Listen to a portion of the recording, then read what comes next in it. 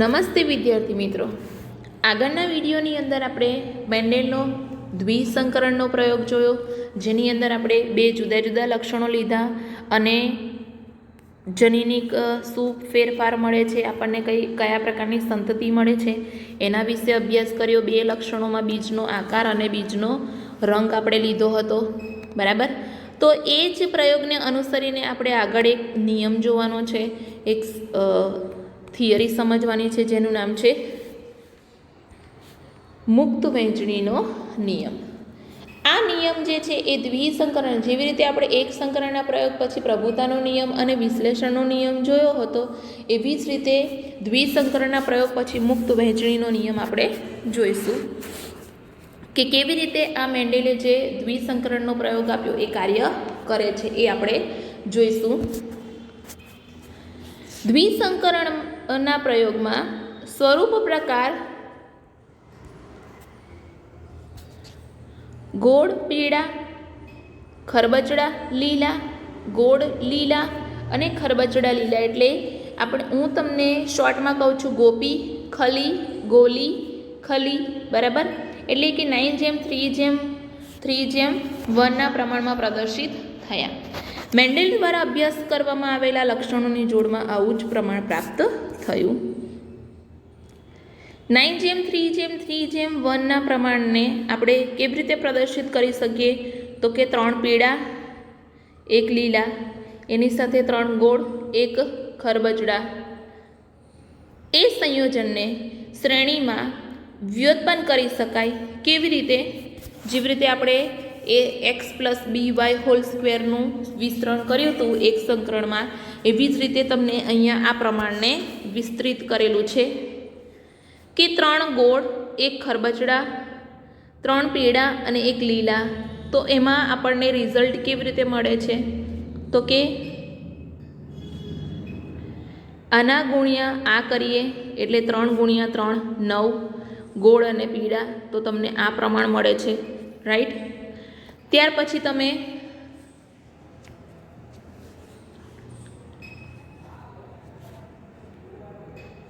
એક ખરબચડા અને 3 પીળા એવી રીતે જ્યારે તમે ગુણો તો આપણને 3 ખરબચડા અને પીળા મળે છે, બરાબર. ત્યાર પછી આ 3 કોડને 1 લીલા સાથે જ્યારે ગુણીએ તો આપણને 3 ગોળ અને લીલા મળે છે. અને ત્યાર પછી આપણે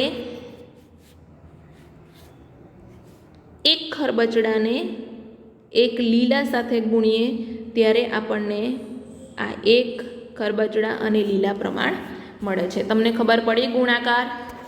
હા કે ના? બરાબર.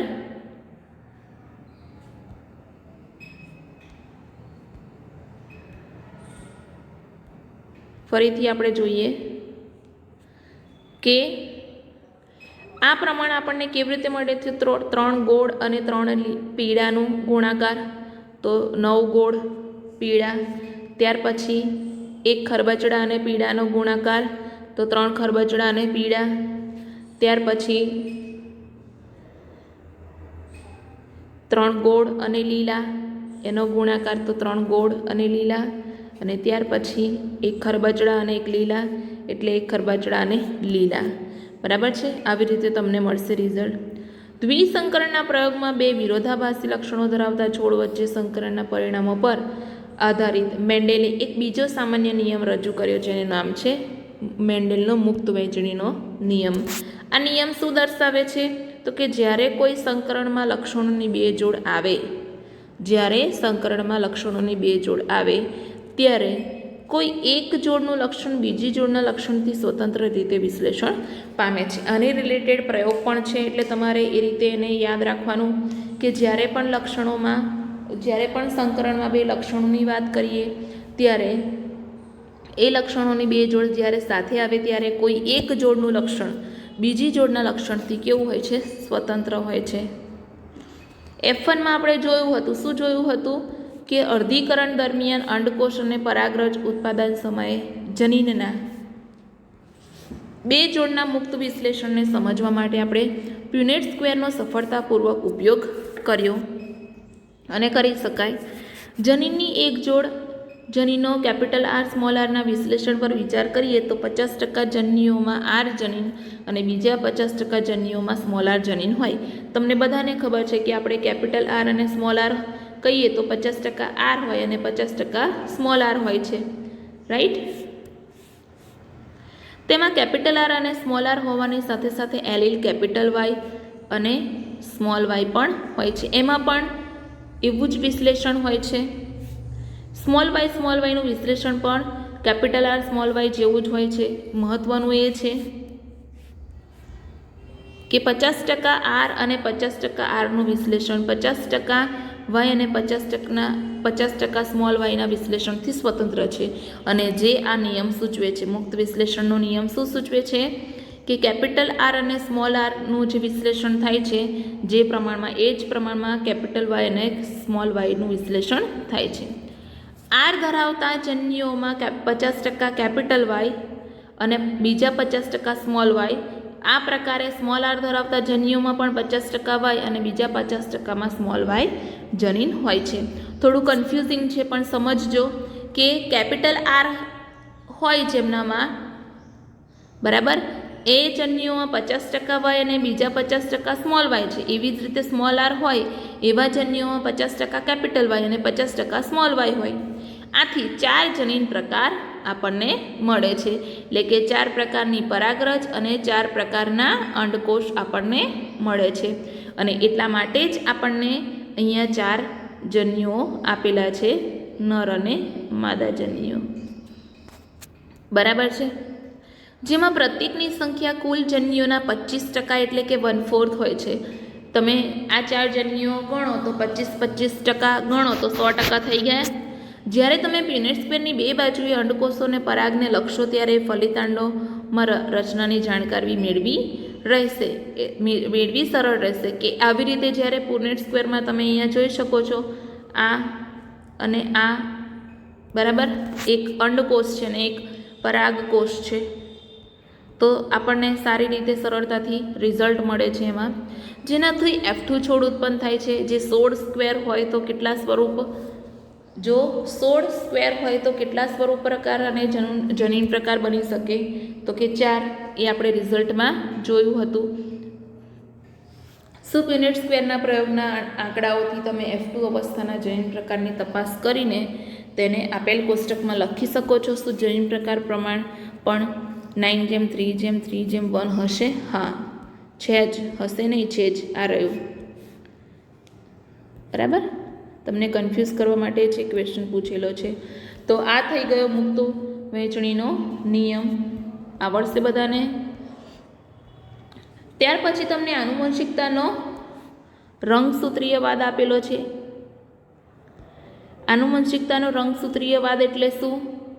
તો કે એના માટે આપણે જે 11મા ધોરણમાં 10મું ચેપ્ટર જોયું હતું કોષચક્ર અને કોષ વિભાજન, એમાં જે કોષ વિભાજનની પ્રક્રિયા છે એમાં પણ અર્ધીકરણની પ્રક્રિયા છે. કોષ વિભાજન બે પ્રકારના ભણ્યા હતા, સમભાજન અને અર્ધીકરણ. તો એમાં અર્ધીકરણની પ્રક્રિયા છે એમાં જે વિવિધ અવસ્થાઓની અંદર રંગસૂત્રોની જે પરિસ્થિતિ હોય છે એના વિશે તમને અહીંયા આપેલું છે.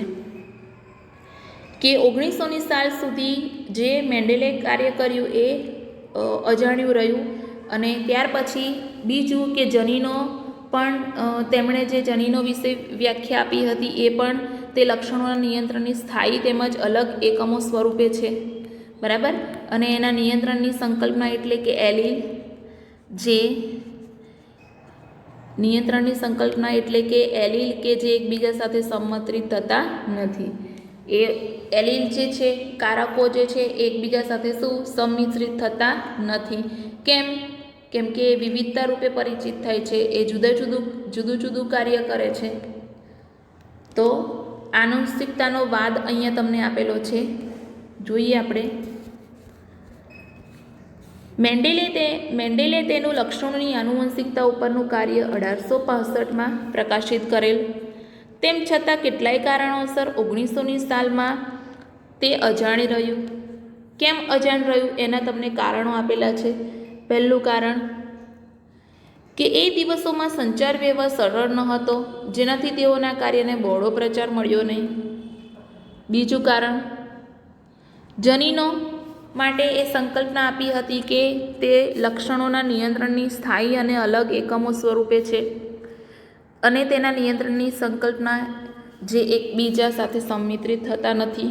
આ બાબત મેન્ડેલના સમકાલીનોને સ્વીકાર્ય ન હતી.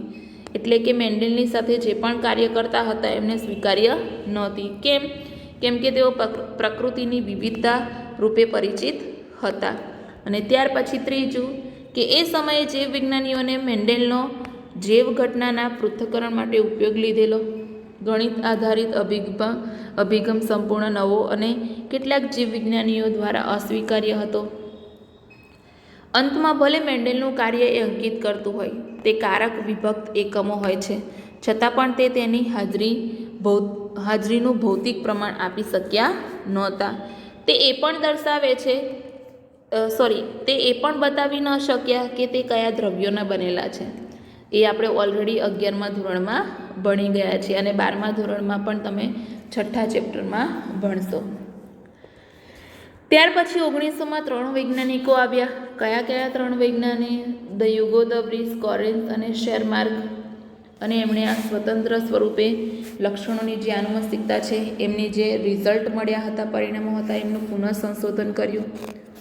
અને એમણે જોયું કોષ વિભાજનની પ્રક્રિયા જે સૂક્ષ્મદર્શક યંત્રમાં એમણે જોયું કે કોષ કેન્દ્રમાં એક સંશોધનની રચના થઈ હતી જે કોષ વિભાજન પહેલાં સ્વયંજનન તેમજ વિભાજિત થઈ જાય છે, જેને એમણે શું નામ આપ્યું? રંગસૂત્ર. 1902 સુધી રંગસૂત્રની હલનચલનની ગતિનું પણ જ્ઞાન આવી ગયું કે 1900માં રંગસૂત્ર શોધાઈ ગયું અને 1902 સુધીમાં અર્ધીકરણ દરમિયાન રંગસૂત્રની હલનચલનની ગતિનું પણ જ્ઞાન આવી ગયું. ત્યાર પછી શટન અને બોવરી એ બે વૈજ્ઞાનિકે જોયું કે રંગસૂત્રનો વ્યવહાર પણ કેવો છે? જનીનો જેવો જ છે. તેઓ મેન્ડેલના નિયમોને રંગસૂત્રની હલનચલનની ગતિવિધિ સાથે સમજાવ્યા અને ત્યાર પછી ફાઇનલી અર્ધીકરણની પ્રક્રિયામાં રંગસૂત્રોની વર્તણૂકને ધ્યાનમાં રાખી તેમને સમજી શકાયા અને જનીનની જેમ રંગસૂત્રો પણ જોડમાં આવેલા છે એવું કહ્યું. છતાં એક જનીનની જોડના બંને એલીલ સમજાત રંગસૂત્રો પર સમજાત સ્થાન પર આવેલા હોય છે. આને તમે વધારે ડિટેલમાં 6ઠ્ઠા ચેપ્ટરની અંદર સમજશો. તો તમને અહીંયા એ જીવન એટલે ગેપ 1 તબક્કો,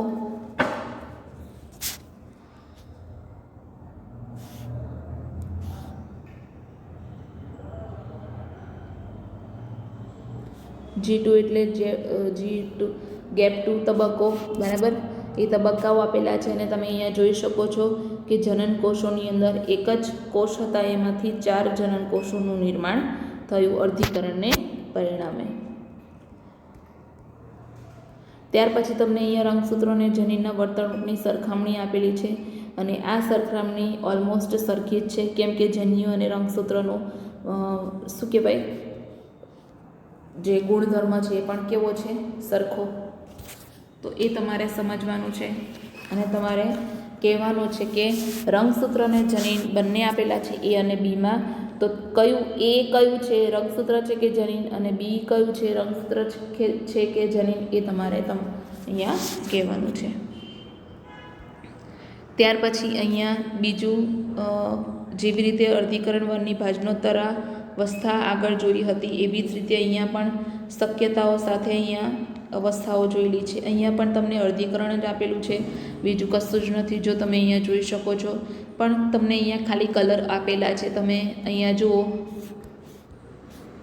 કે આ રંગસૂત્રમાં ઓરેન્જ સાથે ગ્રીન છે, અહીંયા ઓરેન્જ સાથે રેડ છે અને આ રંગસૂત્રમાં યલો સાથે રેડ છે અને અહીંયા યલો સાથે ગ્રીન છે. તો કેવી રીતે એ 4 જુદા જુદા જનન કોષોમાં પહોંચે છે અને મુક્ત વહેંચણીનો નિયમ અહીંયા પાલન થાય છે, એ કેવી રીતે થાય છે એ તમને અહીંયા આપેલું છે, બીજું કશું છે નહીં. સટન અને બોવરીએ તર્ક રજૂ કર્યો કે રંગસૂત્રોની જોડ બનાવી અને અલગ વિશ્લેષણ પામવું એ પોતાની સાથે લઈ જવામાં આવેલા કારકોના વિશ્લેષણનું કારણ બનશે. કે રંગસૂત્રની જોડ બનાવીએ અને એને પોતાની સાથે લઈ જઈએ, એ શું બનશે? કારકોના વિશ્લેષણનું કારણ. સટને રંગસૂત્રના વિશ્લેષણને મેન્ડેલના સિદ્ધાંતો સાથે જોડ્યા અને તેમને આનુવંશિકતાનો રંગસૂત્રીયવાદ કહે છે. કે સટને શું કર્યું? રંગસૂત્રના વિશ્લેષણને મેન્ડેલના સિદ્ધાંતો સાથે જોડ્યા અને એમને શું નામ આપ્યું? આનુવંશિકતાનો રંગસૂત્રીયવાદ. આ વિચારના સંશ્લેષણનું પાલન કરીને થોમસ હન્ટ મોર્ગન તથા તેના સાથીઓએ આનુવંશિકતાનો રંગસૂત્રીયવાદ અને સિદ્ધાંતની પ્રયોગાત્મક ચકાસણી કરી અને લિંગી પ્રજનન ઉત્પાદનમાં જોવા મળતી ભિન્નતા માટે આધારભૂત શોધ કરી. કે એમણે થોમસ હન્ટ મોર્ગન અને એના સહાધ્યાયીઓએ આનુવંશિકતાનો રંગસૂત્રીયવાદની ચકાસણી કરી અને લિંગી પ્રજનનના ઉત્પાદનમાં જોવા મળતી ભિન્નતા માટે એક મહત્ત્વની શોધ કરી. કઈ મહત્ત્વની શોધ કરી? તો એમણે જોયું, મોર્ગને ફળમાંથી ડ્રોસોફિલા મેલાનોજેસ્ટર એના ઉપર કાર્ય કર્યું. તમે અહીંયા એની આકૃતિ જોઈ શકો છો. નર અને માદા અલગ અલગ છે. પહેલી નર છે, બીજી માદા છે, બરાબર. મક્ખી મૂવીની અંદર આવે છે એવી દેખાય છે ને, પણ આ મક્ખી નથી, પણ શું કહેવાય? ફળમાખી છે, બરાબર. મક્ખી જ છે, પરંતુ અહીંયા મેન્ડેલે જે માખી ઉપર પ્રયોગો કર્યા એ મક્ખી છે. ઓકે, મક્ખી મૂવીની મક્ખી નહીં. ઓકે, તો મોર્ગને ફળમાખી ઉપર પ્રયોગો કર્યા જેનું નામ છે, વૈજ્ઞાનિક નામ છે ડ્રોસોફિલા મેલાનોજેસ્ટર, જે આવા અભ્યાસ માટે સાનુકૂળ સાબિત થઈ. કેમ કે પ્રયોગશાળામાં સરળ રીતે સંશ્લેષિત માધ્યમમાં ઉછેરી શકાતી હતી. એમનું જીવનચક્ર 2 અઠવાડિયામાં પૂર્ણ થઈ જતું હતું અને મૈથુનથી એટલે કે પ્રજનનથી માખીઓની વિપુલ સંતતિ ઉત્પન્ન થતી હતી. સ્પષ્ટ લિંગભેદ થઈ શકતો હતો. નર અને માદાની ઓળખ સહેલાઈથી થઈ શકતી હતી અને સાથે સાથે તેઓમાં આનુવંશિકતામાં વિવિધતાઓ પણ અનેક પ્રકારના હતા અને સરળતાથી તે સંયુક્ત સૂક્ષ્મદર્શક યંત્રમાં લો પાવરમાં જોઈ શકાતા હતા. કે કેમ એમણે ફળમાખી લીધી? તો પહેલું, એને સરળ સંશ્લેષિત માધ્યમમાં ઉછેરી શકાતું હતું. બીજું, કે એમનું જીવનચક્ર 2 અઠવાડિયામાં પૂર્ણ થઈ જતું હતું. ત્રીજું, કે વિપુલ પ્રમાણમાં સંતતિ ઉત્પન્ન કરતી હતી. ચોથું, તેમાં લિંગભેદ હતો સ્પષ્ટ. નર અને માખા સહેલાઈથી ઓળખી શકાતા હતા. પાંચમું, કે આનુવંશિક વિવિધતાઓના અનેક પ્રકાર જાણી શકાતા હતા. અને છઠ્ઠું, સૂક્ષ્મદર્શક યંત્રમાં લો પાવરમાં સરળતાથી એ જોઈ શકાતા હતા. એટલા માટે એમણે ફળમાખી ડ્રોસોફિલા મેલાનોજેસ્ટરનો શું કહેવાય? ઉપયોગ કર્યો આનુવંશિકતા માટે. તો આ થઈ ગઈ મુક્ત વહેંચણીનો વિશ્લેષણનો નિયમ અને સાથે સાથે આનુવંશિકતાનો રંગસૂત્રીયવાદ પણ સમજાવી દીધો. રાઈટ, આઈ હોપ કે તમને ખબર પડી હશે. નેક્સ્ટ સેશનની અંદર આપણે આનાથી વધારે ઇમ્પોર્ટન્ટ અને ખૂબ જ ઇમ્પોર્ટન્ટ મહત્ત્વની થિયરી આપણે ભણીશું, જેનું નામ છે સંલગ્નતા અને પુનઃસંયોજન. ધ્યાનથી સમજજો અને જો સમજશો ધ્યાનથી તો ઇઝી છે, અને જો નહીં સમજો તો તમને બિલકુલ ખબર પડશે નહીં. ખૂબ જ ઇમ્પોર્ટન્ટ થિયરી છે, તો આપણે નેક્સ્ટ સેશનની અંદર જોઈશું.